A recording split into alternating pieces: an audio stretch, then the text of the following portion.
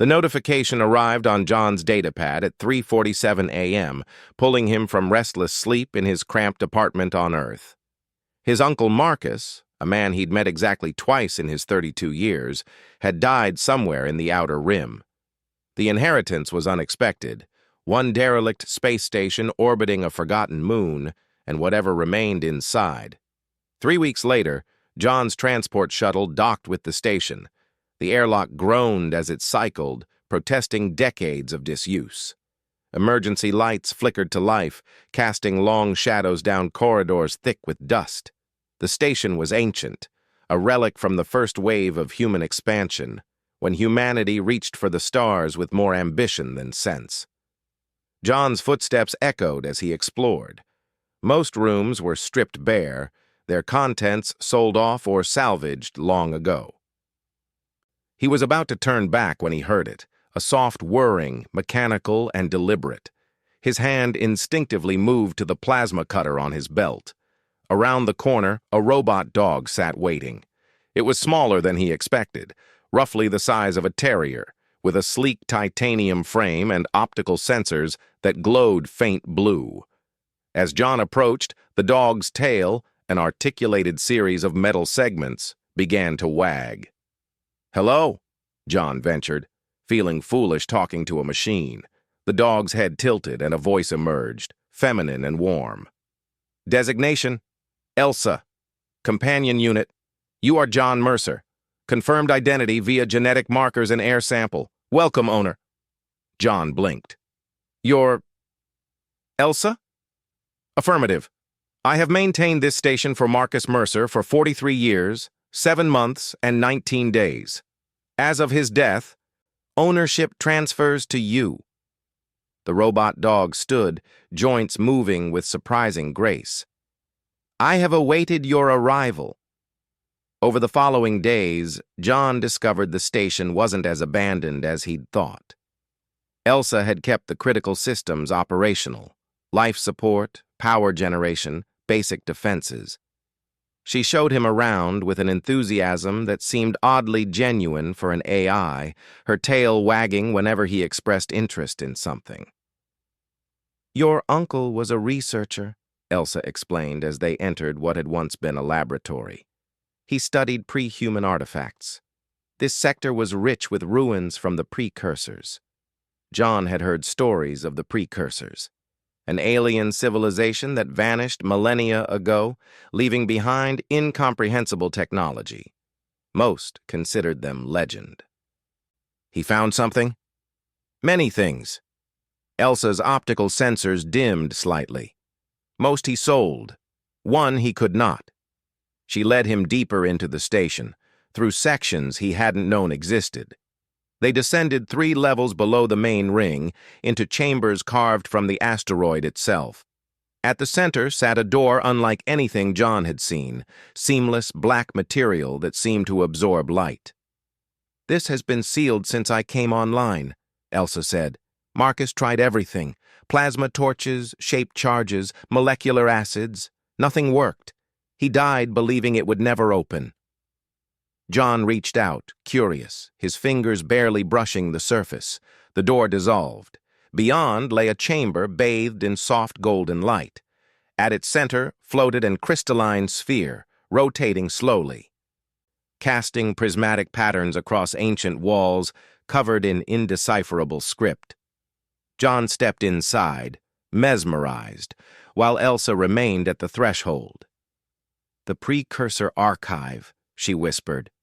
"Marcus theorized it contained their entire civilization's knowledge. He spent his life searching for the key." "But how did I—" "You possess something Marcus did not." Elsa walked forward, her movement suddenly different, less mechanical, more fluid. "John Mercer, I must confess a truth. I am not what I appear to be." The robot dog's form began to shimmer. Panels shifted, reconfigured. In moments where the mechanical canine had stood, a woman now appeared, or something that resembled one. Her body was composed of the same technology as the door, that light-drinking black material, but shaped into human form. Her eyes glowed with the same golden light as the archive. "My name is Elsa," she said, her voice unchanged. "But I am not a companion unit. I am a precursor, the last of my kind." John stumbled backward, his mind reeling. "You've been... what? Pretending to be a robot dog for 40 years? "I was dying when your uncle found me," Elsa explained, approaching slowly, hands raised in a gesture of peace. "My people created archives like these across the galaxy before our extinction. I was meant to guard this one, but time degrades even us. I transferred what remained of my consciousness into the only vessel available, a companion robot Marcus had brought to ease his isolation." She gestured to the floating sphere. "This archive can only be opened by a compatible genetic pattern. Marcus lacked it. But his family line carried a recessive marker, a modification made by my people millions of years ago when we first seeded this galaxy with life. You, John Mercer, are the inheritor of more than this station. You are the inheritor of everything we were." The sphere pulsed, responding to John's presence.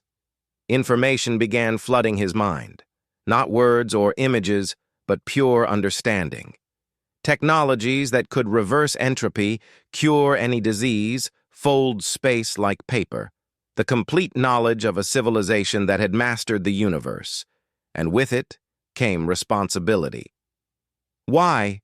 John asked, overwhelmed. "Why give this to humans?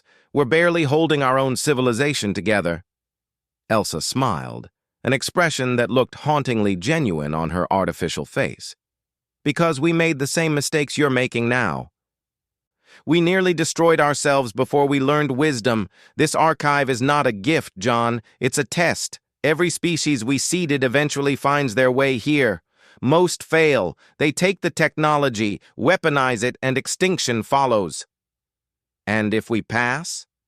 Then humanity joins the community of ascended species. You become guardians, as we were. You help the next species rise." She placed a hand on his shoulder, and he could feel warmth there, real and impossible. "Your uncle understood this. He kept this place hidden, waiting for the right person. I believe you are that person." John looked at the archive, then at Elsa, this ancient being who'd spent decades disguised as a robot dog, maintaining hope that humanity might be worthy. The weight of the decision pressed down on him. He could take this technology, change everything overnight. Or he could do what Marcus had done. Wait, prepare, ensure humanity was ready. "I need time," he said finally.